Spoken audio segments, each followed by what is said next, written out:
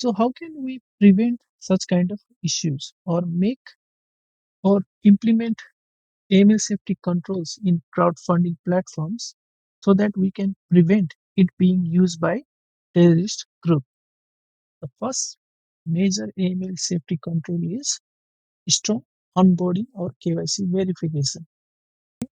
So crowdfunding platforms should implement controls to identify and verify the campaign promoters and their beneficiaries.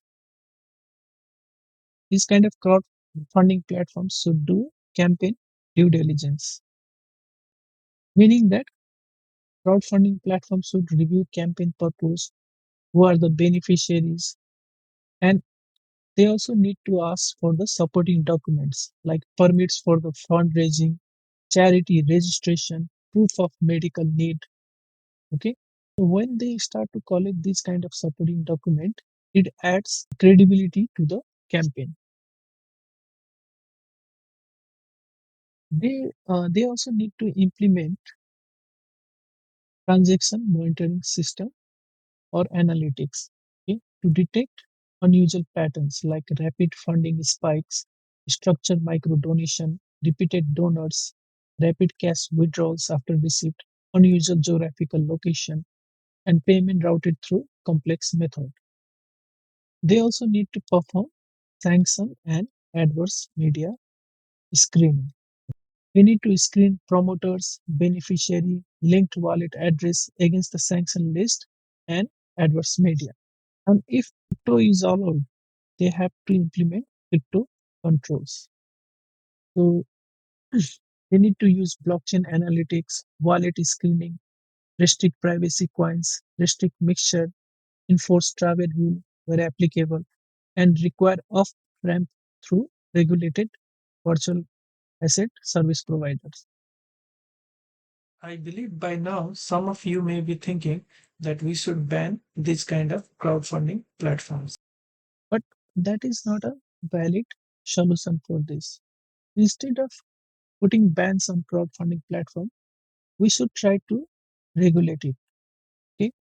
Because banning crowdfunding is not a practical and create a harmful side effects.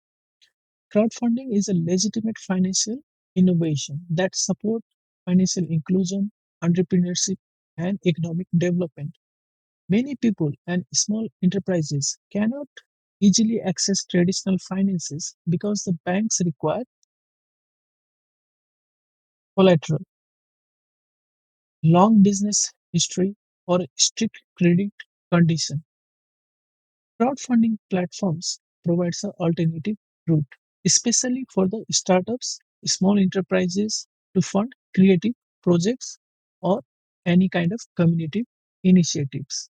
So if you ban the crowdfunding platform, the two things usually happen. First, legitimate users will suffer. For example, genuine charities, small enterprises, and individuals will lose a useful funding channel. This can stifle innovation and economic growth. And for terrorists, they will move underground because the extremists and criminals do not stop fundraising.